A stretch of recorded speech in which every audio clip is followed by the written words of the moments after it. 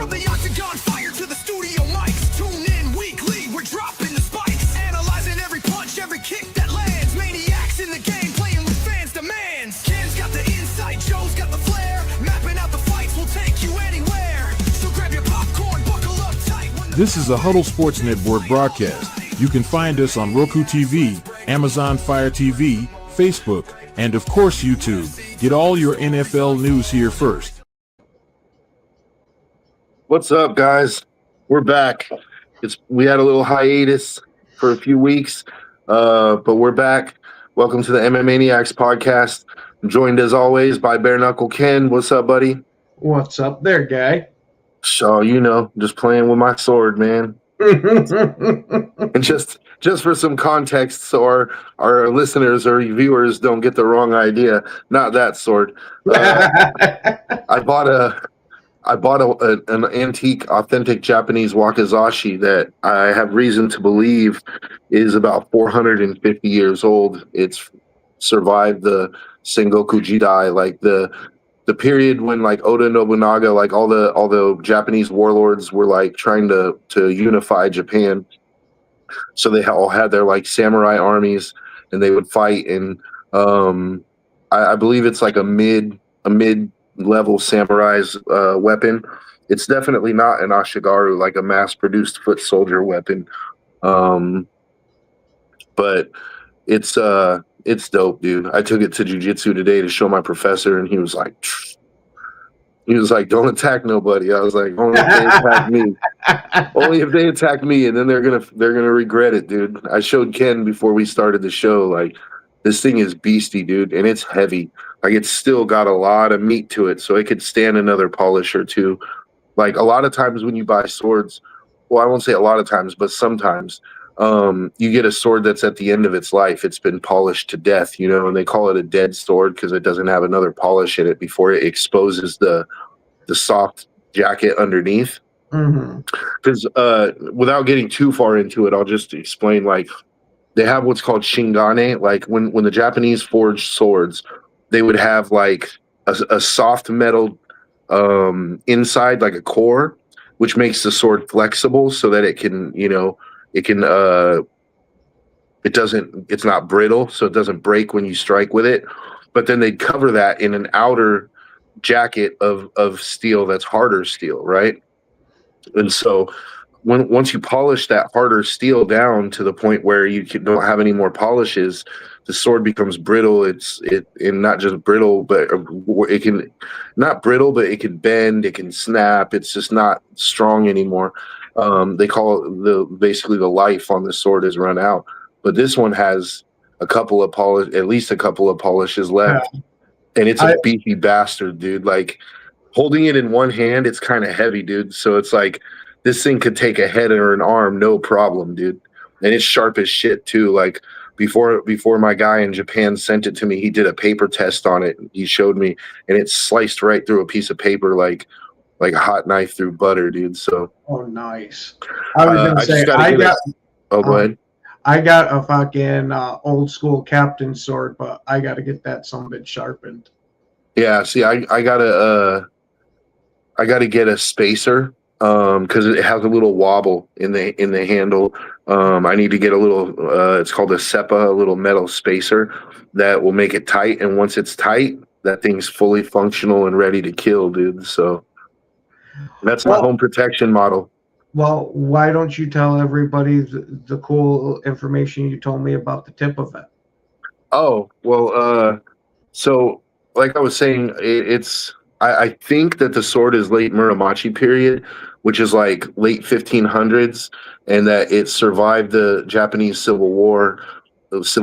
And part of the reason that I believe that is because the original tip of the sword broke off. And then later on it was reshaped, and the polisher who reshaped it, he basically cut in a lot. It's a line that's called a yokote, right? It's like it's what designates the tip of the blade from the rest of the blade, right? And there's different tip styles, right? So there's like okisaki, which is like a very large tip. Then there's like chukisaki, which is like a more narrow tip. And then there's Shobuzakuri, which is like a more rounded kind of more like crescent tip, you know. The polisher cut in a yokote on this, which leads me to believe that the tip broke off at some point, and then they reshaped it, and they when they reshaped it, they made it into a shape that was more aesthetically pleasing for the Edo period, like the style at the time, you know. But for a tip to break off like that, and for it not to have any flaws, any fatal flaws throughout the sword, like when a sword breaks, it usually has stress fractures throughout the blade, right? But for the fact that only the tip broke off leads me to believe that it broke off on somebody's armor or a helmet or possibly bone.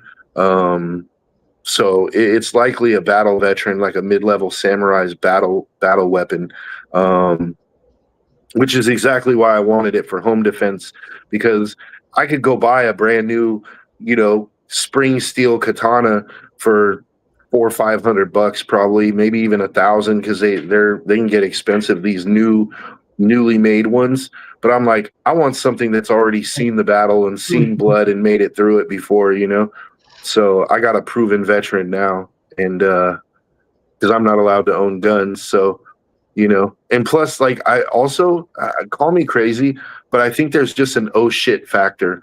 Like, if somebody was to break into my house and I come out with a fucking full on like battle tested wakizashi, they're gonna be like, can't you just fucking get a gun? Like, I was gonna say that's nice and all, but nothing makes people's assholes pucker quicker than that 12 gauge rack sound. That's the universal oh shit sound. Yeah, oh, definitely. But I can't have that. So the next best thing is I come out with a fucking Japanese wakizashi that's like literally a samurai blade that's killed before and will kill again if given the opportunity. Like, I don't know. I'd almost rather have the shotgun, dude. Like, if I'm the burglar, I'd almost rather have somebody point the shotgun at me than, like, because you're like, this dude's a fucking maniac. He's got a sword. Dude. Hey there, Yoli. It's like, this dude's a maniac. He's got a sword. He's planning on, like, literally dismembering me, dude. Like, you know? Well, the guy with the shotgun could be planning the same exact thing. Yeah, that's true. But like I said, I can't have that, so I had to get the next best thing. Oh, I definitely understand you there, because you don't want to be out there just with your ass flapping in the wind. Just your dick in your hand? Yeah, no, I'm good. Like, this thing is beastie, dude. Well, thank you. Hey, there you go, Yoli. Yeah, what's going on, Yoli? Long time no see. So, anyways, like, getting into, you know, we've been away for a while. This weekend we got a big UFC card, and, you know, finally Yuri's back at the top. He has a chance to get to the top of the mountain, dude, now that Alex gave the belt up. Because the last show we did, I don't think Alex had given the belt up yet, or maybe he did. Not that I remember. Yeah, so we're definitely glad to hear you're doing better, Yoli. Yeah. Alex Pereira gave up the light heavyweight belt to go back to go up to heavyweight, with the idea of fighting. He's going to fight Cyril Gahn for the interim title, with the hope that eventually he'll get to fight Aspinall or John Jones, like one of those two. But it's good because it opens up that 205 division for Yuri now, because, you know, we were talking about Yuri. He's lost twice to Pereira already. The odds of him getting another crack at him are slim to none, right? But now he gets Carlos Olberg, and this is a very interesting fight. Olberg is a beast, and he's can you check what is Olberg's current win streak? I think he's got to have like four or five fights in a row.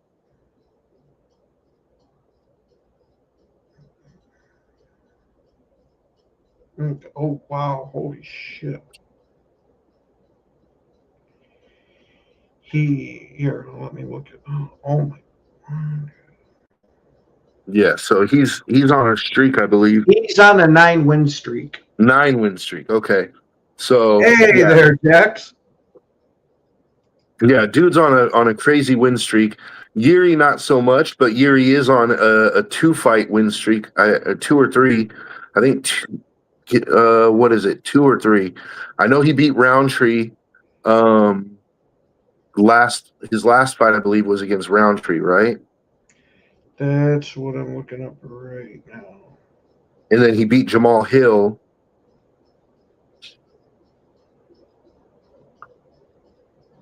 So I think he's on like a 2-fight win streak. Yeah, 2-fight. The one he lost was to Alex.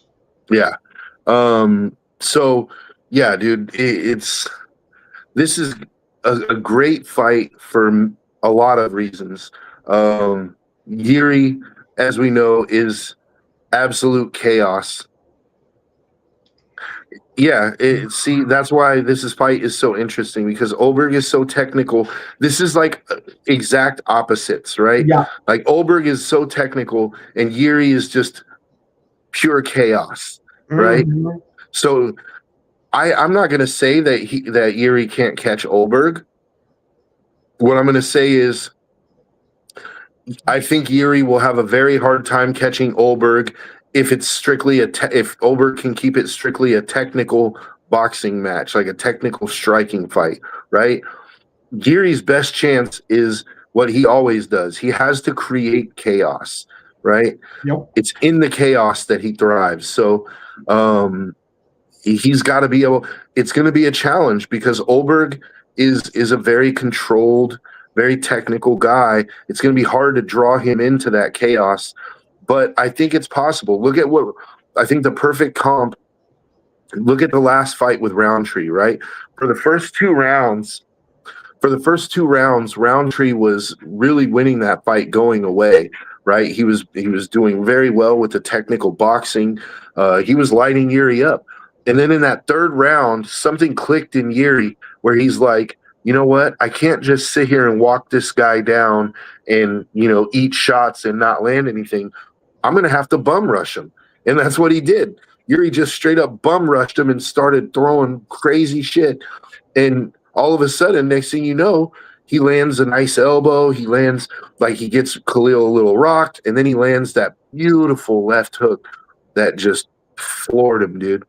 Floored him. So I think that's Yuri's path to victory in this one, is he's going to have to bum rush him, and he's going to have to eat some shots coming in. Oh yeah, because at least from what I remember of Alberg, there is, yes, he's got great technical skills in the stand up, but the dude's got some hammers attached to him too, and he's not afraid to trade with people there on the inside. So I can actually see this kind of tipping a bit towards the Yuri side, because I don't think Alberg is the type of guy that's going to back down too much. Now, granted, if Yuri catches him, I can see him getting back on that bicycle a little bit and doing some actual boxing. But it wouldn't surprise me if we get a slobber knocker for this one. Yeah, I don't see it being a situation like you described, where, like, let's say Yuri catches him and then he gets on his bike. I don't think that Yuri gives him that chance. Like, I think Oberg has to be technical from the beginning and not get into any of those, because that's the thing about Yuri for me, is like, once he successfully creates the chaos, it's almost impossible to get out of that chaos, because Yuri is once he's in that chaos mode, it's like, you just know, I don't know, it's kind of hard to describe, but it's like a switch gets flipped, right? It goes from a technical fight, and then all of a sudden, once Yuri bum rushes and it's like, okay, the chaos has started, the fight is going to end within 30 seconds from that point. I don't know how it's going to end, right? But the fight is going to end. One of those guys is getting knocked out because the chaos is going to claim somebody. And that's why the only reason I'm like pushing back on that is because I think that if Yuri can successfully create that chaos, we're going to get a finish in that first chaotic moment, I think. But again, I'm I'm nobody, man. Like your opinion is just as valid as mine. So who knows, dude? That's what makes this fight interesting. This is really, in my mind, this is a coin flip kind of fight, dude. I can definitely agree with you on that one. I wouldn't be surprised if Oberg even goes in as a slight favorite, just because of his technical ability, the 9-fight win streak, and the way that Yuri looked against Roundtree in the first 2 rounds. I think that will sway some people to think that that's how the fight is going to look. But all Yuri needs is one second, one bum rush to create that chaos, and then anything can happen. Go ahead. I just looked up the money line. I have never seen this before in my life. Yuri, according to DraftKings, is minus 115. Erlberg is minus 105. They're both to where you got to bet the 115 or 105 to get your 100. Yeah, that's what I'm saying. That's a coin flip. I've seriously never seen fight odds that close. Yeah, that's. It looks like Vegas is saying the same thing that we're saying, dude. They see it the same way. Right. Like anybody can literally win this fight, and how it's going to end. Yeah, I agree, Jax. And that's the reason that Pereira has been able to beat Yuri 2 times, is because he's been able to successfully avoid the chaos. He's been able to keep him at distance. And actually, in the first fight, if you remember, Yuri shot in on Alex, and he was trying to create that chaos, and Alex hammer fisted the back of his head and knocked Yuri out. Like, he didn't knock him out cold, but I mean, he had Yuri dazed, and the ref stopped the fight, right?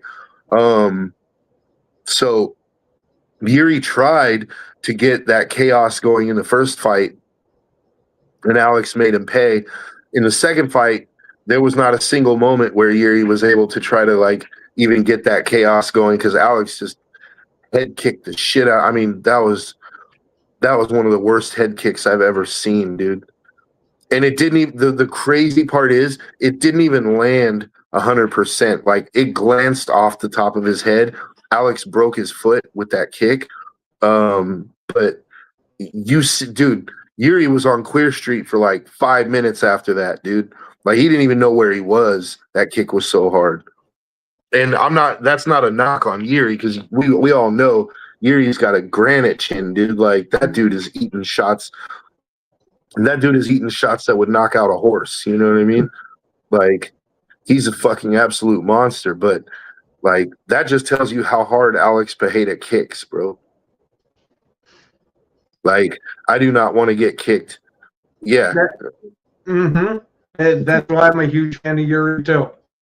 Bro, there's no Yuri hate here. Like, we're both Yuri fans. Especially, I love Yuri because of Yuri lives his life by a lot of tenets of Bushido, which is the samurai way, the warrior. It's called the way of the warrior, right? Like, Yuri is like, he goes in there to either kill or die. Like, he's already said, like, if I die in the cage, then there's no greater way to go than in battle against a man who's evenly matched. Like, he wants to go out like a warrior. But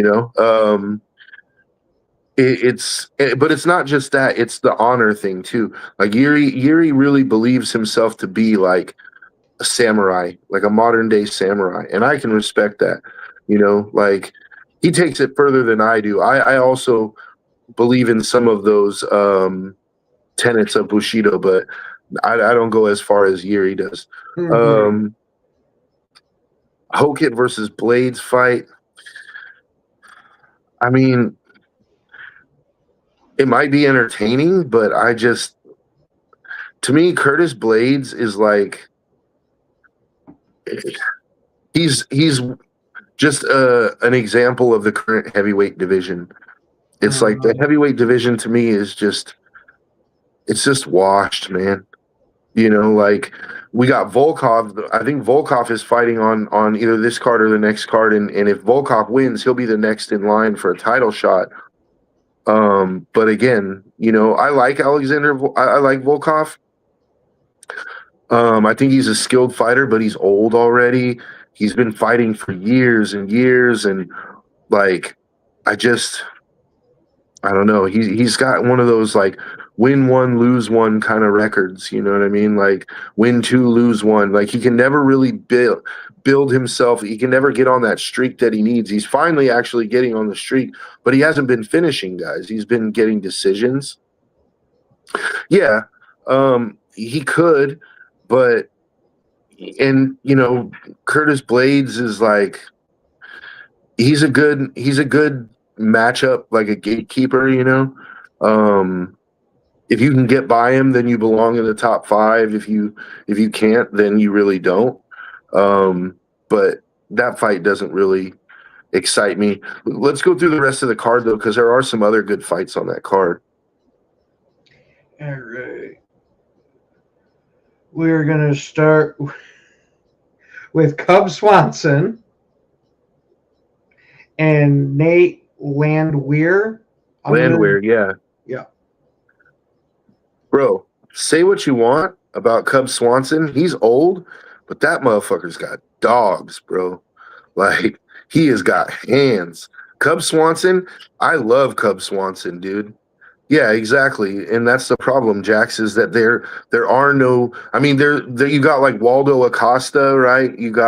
There's a couple of new names, but they just got rid of they just got rid of Jailton Almeida, right? He was on a winning streak and they got rid of him. He lost like one fight and they got rid of him because he's a wrestler, right?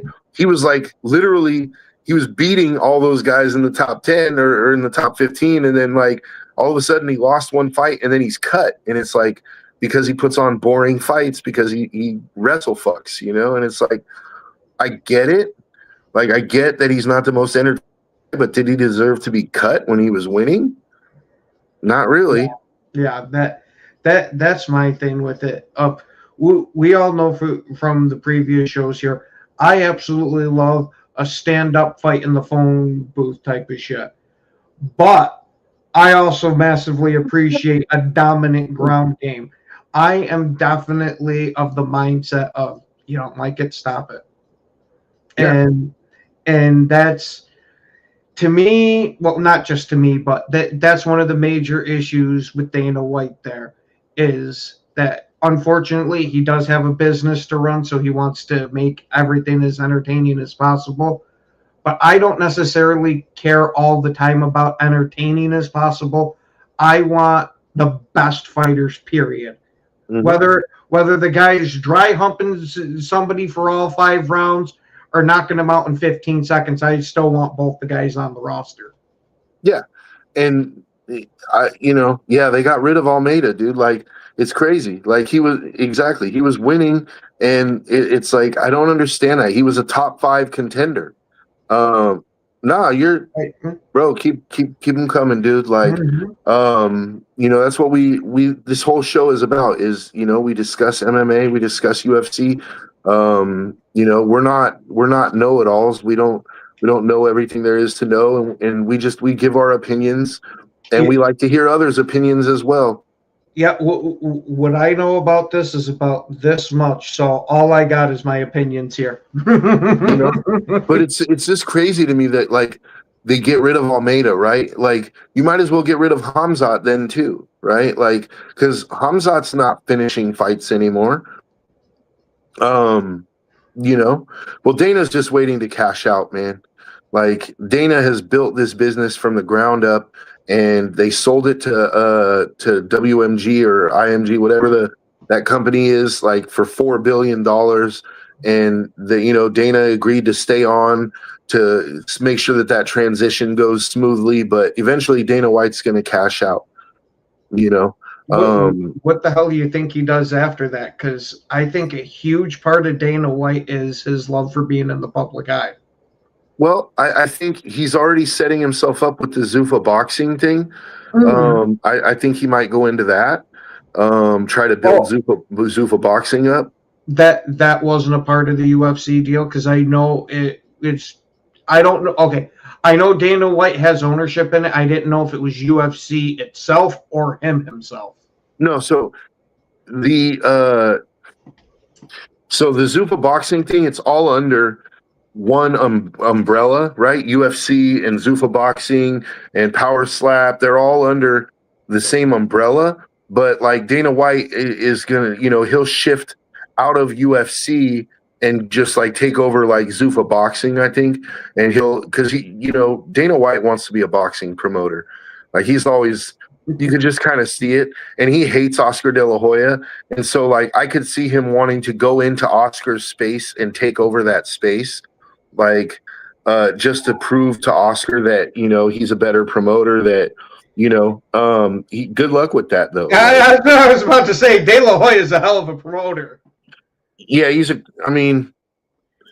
La Hoya, he is a good promoter, but he's also, boxing promoters in general are just scumbag pieces of shit. I'm not saying that to be a dick either. I'm just saying like it's just facts, dude. You don't get to be a multi-millionaire boxing promoter by paying your fighters well, or by paying them what they're worth, I should say, because they do pay some fighters well. But De La Hoya, for example, the guys on his undercards, they're fighting for $1,500, man. You know what I mean? They're fighting like the real undercard guys, like the preliminary guys are fighting for $1,500, man. Like can you imagine going in there and taking a beating for $1,500 like that? Like that's crazy to me, dude. They are scumbags. Like, and boxing, let's not get it twisted. Boxing has the money to be able to pay these guys, like, yeah, it's the same with the UFC though. You got guys, the only difference is even the top guys in UFC are on $500,000 to show, $500,000 to win contracts. Like, Conor McGregor, the most highly paid fighter in the history of the UFC, his base pay for a fight was like $3 million. And then where he made his money was on the pay-per-views. He would get pay-per-view points, so it would push that up into that $14-15 million range. But like his base pay was like $3 million. Meanwhile, you got, guys like, for example, Terrence Crawford and Canelo Alvarez. Those guys just split a couple $100 million. They probably made 60-70 million each after pay-per-views and after everything like that.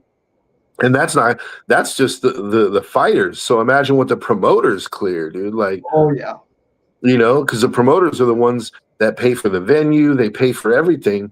And they get the back end of that. So, in that Terrence Crawford fight, I'm certain made money. So, yeah, it's unfortunate. I personally don't. I'm not like a huge advocate on fighter pay, just because these guys signed the contract, but I do believe fighters should be paid more. I can agree with you to a degree, but their feet are kind of held to the fire a bit. Exactly. That's what I'm saying, because UFC has a monopoly in pretty much, you don't have competition like Pride. You only have PFL. Even Bellator went under. So you don't have competition. So UFC is the only show in town. So they can get away with going 10-10, right? Like, but they just sold the UFC for $4 billion. You're telling me that you can't pay one of your undercard guys 50 and 50? Like, you give out $100,000 bonuses like it's candy. Like, to me, the minimum contract, it should be 50 to show, 50 to win. I could get by with that. And then you go like your top contenders or your champions. If you still want to leave that scale of $500,000 to show, $500,000 to win, that's fair, right? Like, but yeah, you got guys in there fighting for 8 and 8, bro. Like, they train 4 months. If they win, they get 8,000. Yeah, 10-10, exactly. Think about that for a second, right? So at best, if you're fighting, you could maybe pull off 4 fights a year, right?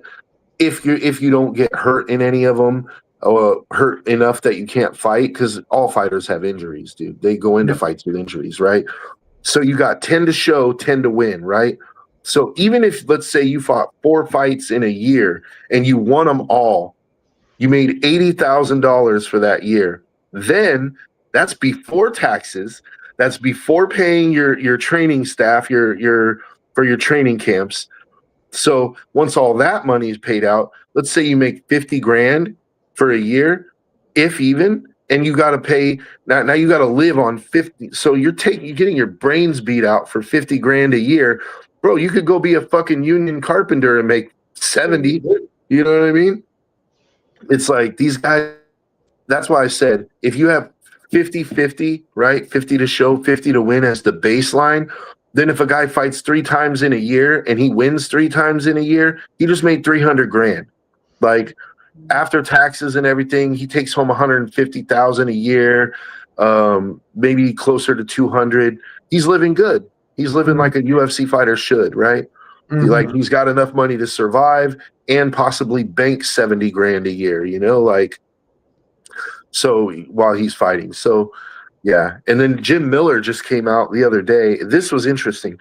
I don't know if you've been paying attention, but Nate Diaz and Daniel Cormier have a bit of a beef going on. Nate has been saying some things about Daniel Cormier, and Daniel Cormier basically said, Nate, you're average. Like you're 21-13 in the UFC, like, or you're in your career. He's like, you're everything about you is average. Like, you know, you never beat anybody that was like in the top of their game. You never, other than the Conor fight, you know, and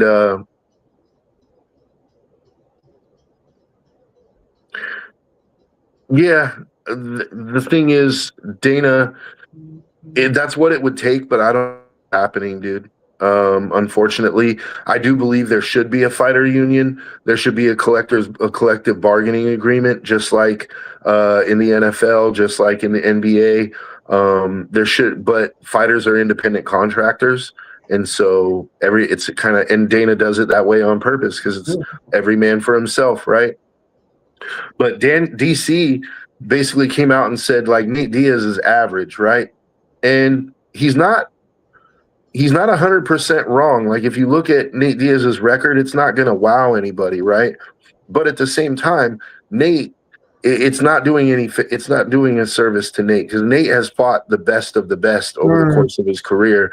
Now he's lost a lot of those fights by decision, but I don't agree with DC, and neither does Jim Miller, and this is why I was bringing this up, because Jim Miller actually came out and he's like, to call Nate Diaz average is criminal. He said, because the average career in the UFC is 5 to 7 fights. Like, and the average is probably a losing record in those 7 fights. Like Nate has like 27 UFC fights. He fought for years in the UFC, and he fought at the highest level. He challenged for a title in the most competitive division, which is 155, right? It's for the last at least 10 years, 155 has been the cream of the crop, right? Lightweight is the best division in the UFC. The deepest division. It's only now starting to kind of, because all those greats are starting to age out, like Max, like Justin Gaethje, like Dustin Poirier. All those great top 5 guys are starting to age out now. But so Jim Miller was like, when you look at the career average, right, of 5 to 7 fights, now look at people who survive longer than that, right? Like, when you average out their winning percentages, he said, the only fighters that have that get up into that crazy winning percentage range of like 80% or more is John Jones, GSP, like the outliers, you know? He's like, everyone else is right around like in the 60s, and Nate Diaz is in the 60s.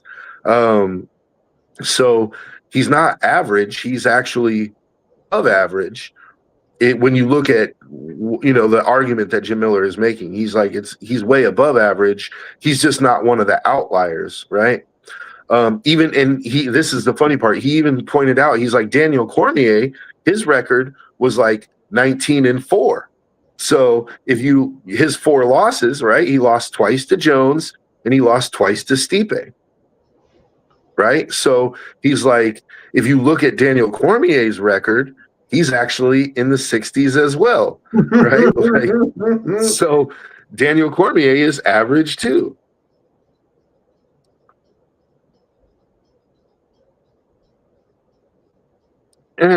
Yeah. See, I think when you try to, I do disagree with you, but not completely. Like, I do think Conor was top tier for a short time. Like when he was beating Eddie Alvarez and he beat Aldo. And Nate beat him when he was in that top tier, right? Like, but to me, to call Nate Diaz average, and this is not just me being a Diaz fan, like to me, calling him average is not fair at all. Because Nate Diaz he's given some of the best fighters in the world all they could handle, and they beat him by decision. Like, how many people finished Nate Diaz? Yeah. Jorge Masvidal, Josh Thompson. Like, Masvidal wasn't even a finish; it was a doctor's stoppage, right? Because of his eye. Josh Thompson is the only one that actually finished Nate Diaz. So he lost a lot of decisions. And the thing about Nate is that Nate, he tends to rock guys in that final round. Like, that's kind of his thing, right? Is like, it's almost like Homer Simpson in that boxing episode. You know what I mean? Mm-hmm. It's like he's like, do, do, do, do, do, do, do. And then all of a sudden in that final round, he lands that 1-2 and he gets the guy on the ropes, and it's finally like, oh, he's gonna finish. Like, and then, you know, the time runs out before you can get to finish. But I want to ask all the viewers a serious question. Whether you're a Nate Diaz fan, exactly, and this is where this is going. Whether you're a Nate Diaz fan or not, go back to every single fight in Nate Diaz's career that you remember. Every single loss by decision. And I want to ask you this. If there was no time limit in those fights, who's winning the fight? Yeah, I was gonna say that's a decent point. If that fight is a fight to the death, who's walking out of the cage alive? I was gonna say that is one thing that I loved about Nate Diaz back in the day. That dude fully had the warrior spirit of, okay, fuck it, let's fight. It's not, yeah, but it's not just the spirit. He has the fucking cardio, dude. Nate is a triathlete, dude, just like his brother Nick. This dude swims miles, bro. Literally miles. Like, he competes in triathlons where he runs like a half marathon, then hops on a bike and does another, you know, whatever, 30, 40 miles, then goes and hops in the ocean and swims like miles, dude, on top of that, right? Like, this dude is an absolute cardio animal. So if those fights had no time limit, Nate would, I'm not going to say he would be undefeated, because I think that probably would have beat him no matter what. But Nate's record would be somewhere in that 80%, 85%. Yeah, exactly. They'd be in that 85%, 90% win range. Like, so to call him average to me is disrespectful. Now, is Nate?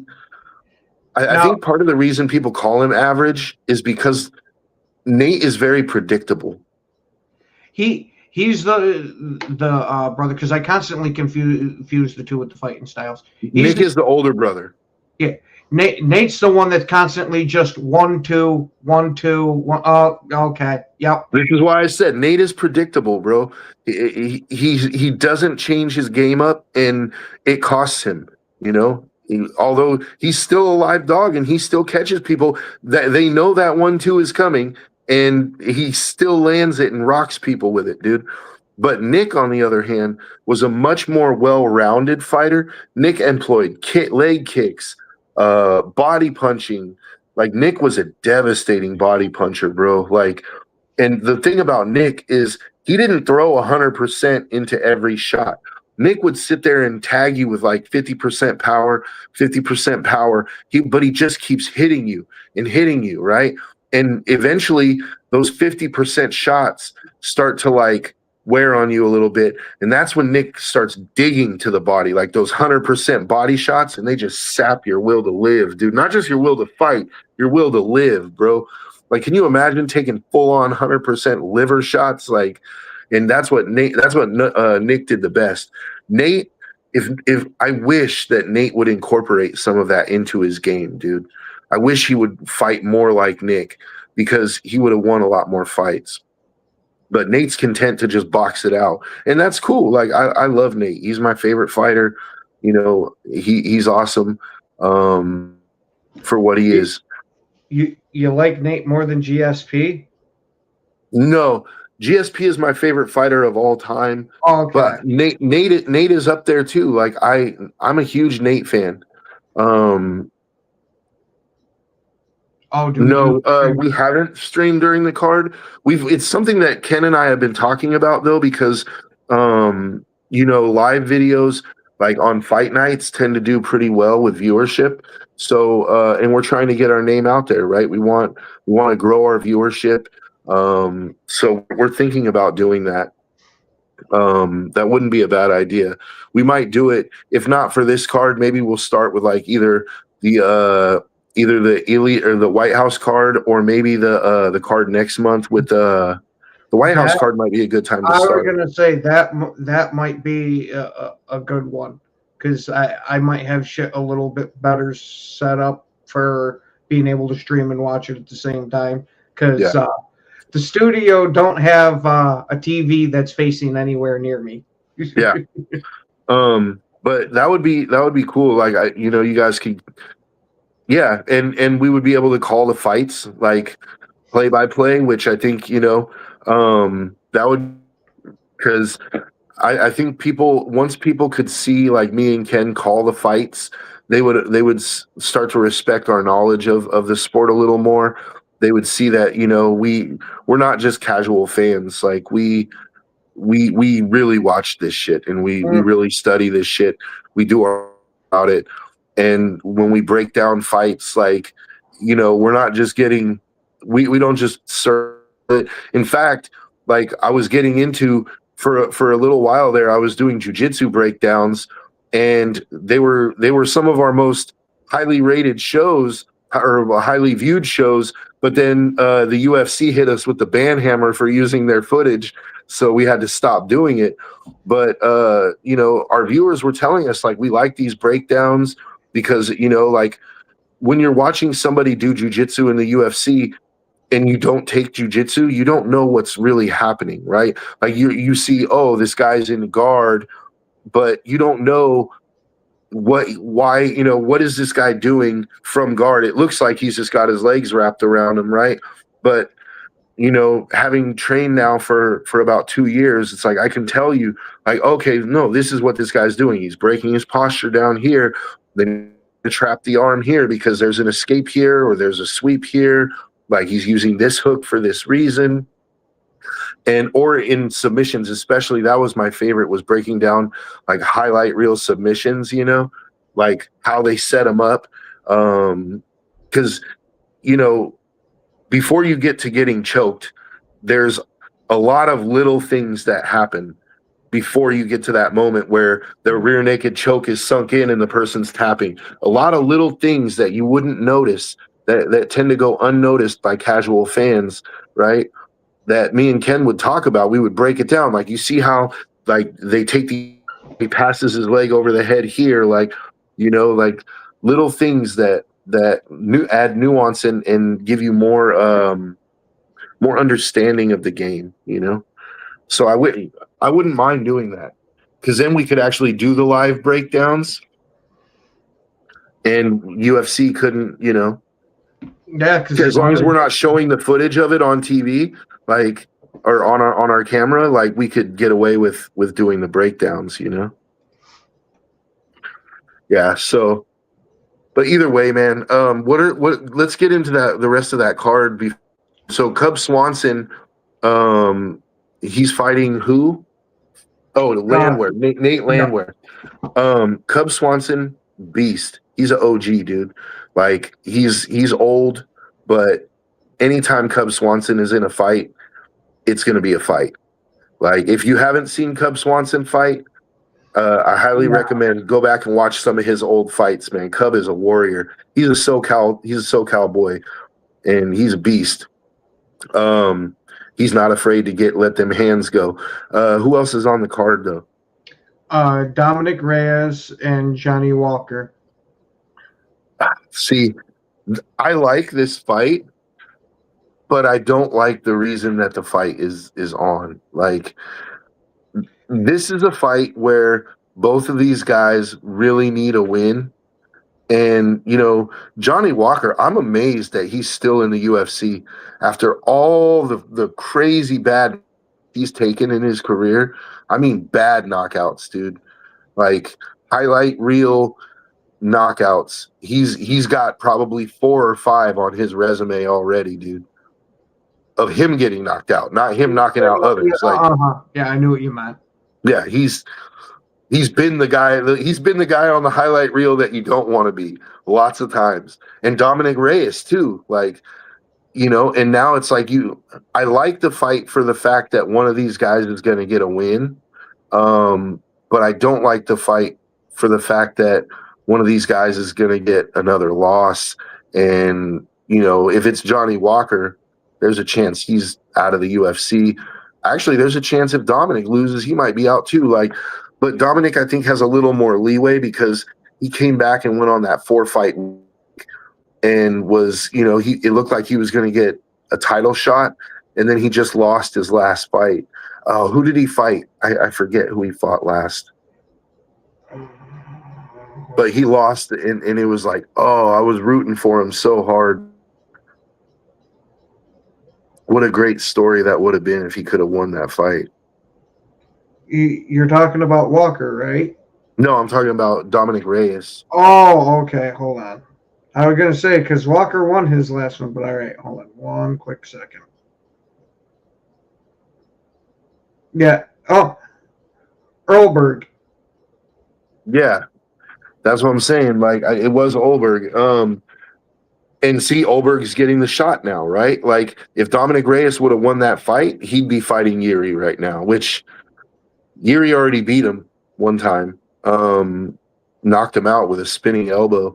But, yeah, it's Dominic Reyes. I really feel bad for Dominic Reyes. Like, and not in a pity way, like he's a pitiful fighter or anything. But he has had the worst run of luck, dude. Like, he fought his way up and got a title shot against John Jones and beat that motherfucker. Beat John Jones. I don't care who you are, how big of a John Jones glazer you are.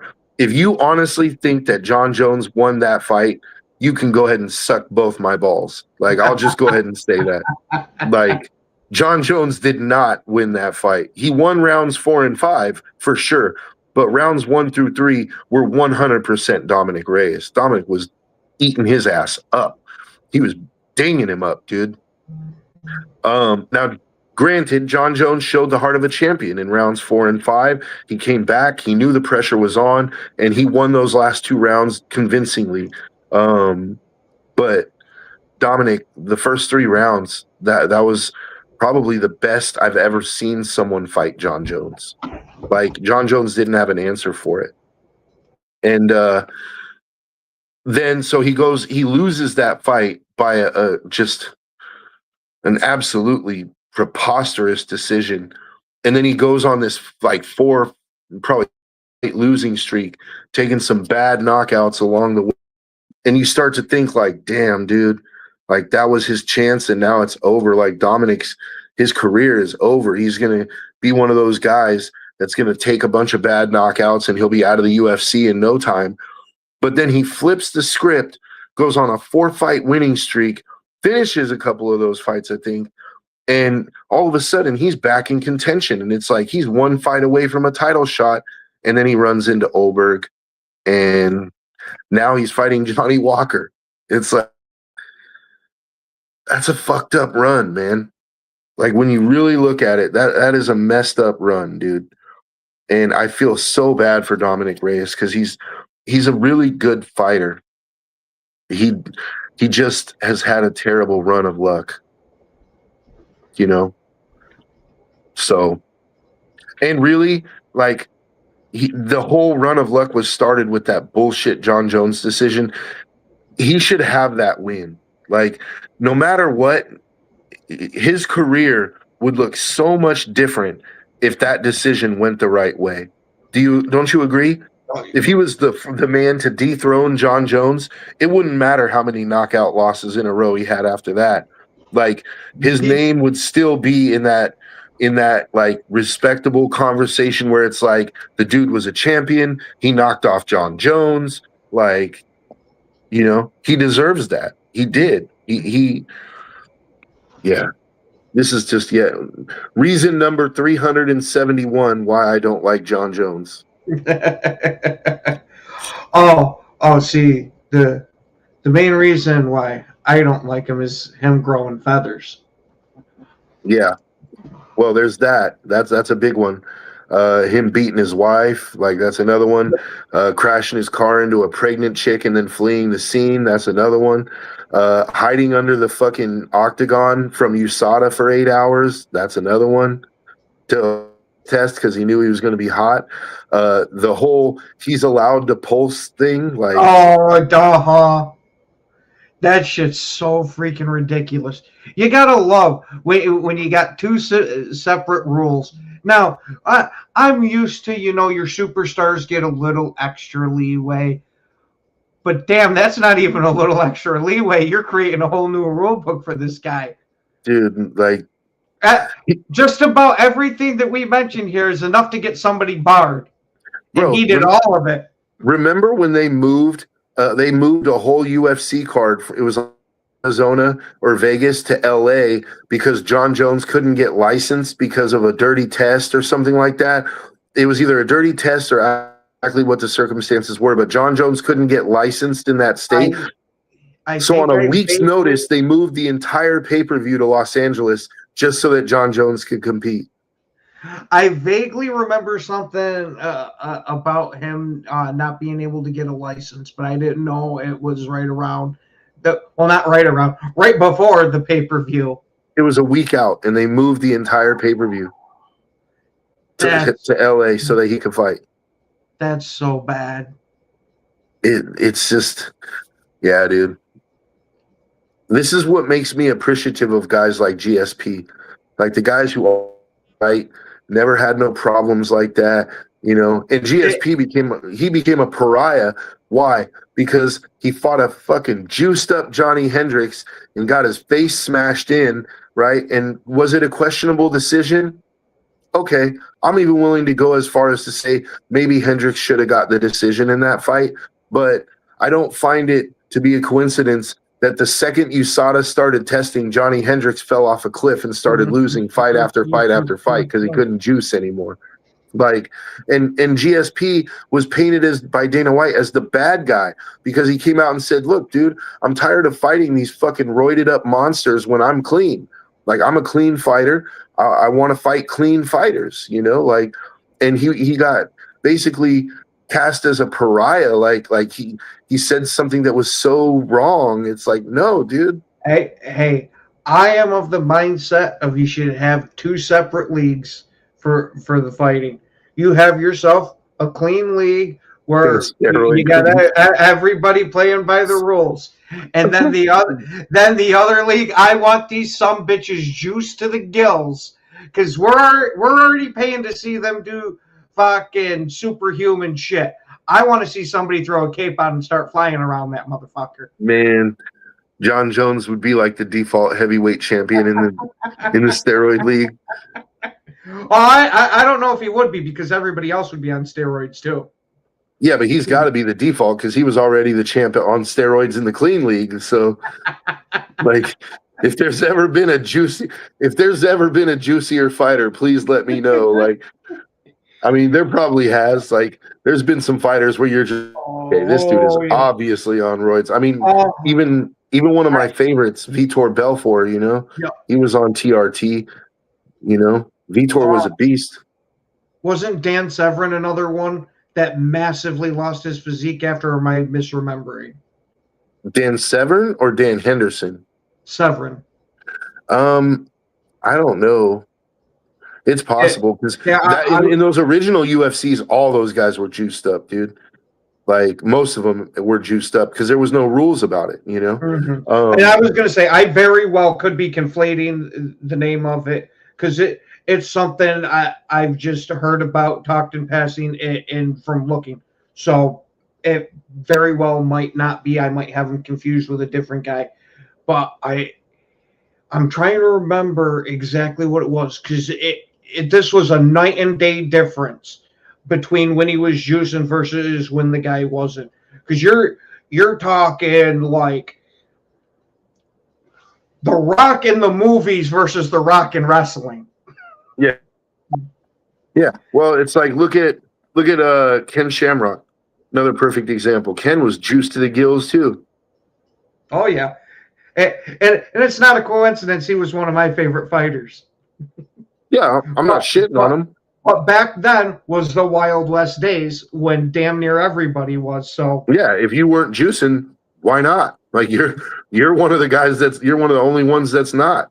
So you know, but yeah, it's but then there was like right pre-USADA, you had guys like Johnny Hendricks, right? And then now post USADA, only John Jones is allowed to juice.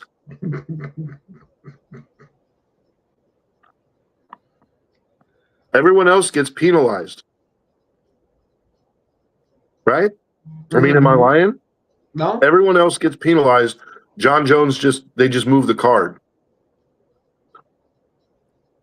He gets a 6-month suspension and no consequences, you know? I just want to remind everyone, they suspended Nick Diaz for 5 years for a positive marijuana test. But John Jones can use steroids and cocaine, and that's cool. Yeah. Nick should have just been snorting big old gaggers before his fights instead of smoking a blunt. By the way, I just got to throw this out there. To me, this is the most gangster shit ever. Nick Diaz, when he was in Pride, he fought Takanori Gomi, who at the time, Gomi was killing everybody. Nick Diaz smoked a joint or a blunt before the fight, went out there, fought stoned, submitted Gomi with a fucking go-go plata, and then they took the win away because he tested positive for marijuana after the fight. They said it was performance enhancing. What about fucking marijuana and slowing your reaction time is performance enhancing? That sounded to me like he gave himself a handicap before the fight. Bro, but it gangster ass shit though. Like this dude's smoking a blunt in the locker room, and then he goes out there and smokes Gomi like a blunt. And then he goes back to take the piss, and they take in from him for being stoned in a professional prize fight and winning. Like, if anything, they should have gave that dude a fucking belt. They should have gave him a medal, dude. Like, have you ever tried to fight stoned? Like, bro, I wouldn't even want to try. First of all, makes you happy. You don't even want to fight. You're like, nah, man, it's cool, dude. Like, you know. But unfortunately, we're out of time. Why do you keep punching me in the face, man? Yeah. Unfortunately, we're out of time, though. We got to go. We'll see you guys next week. Yeah.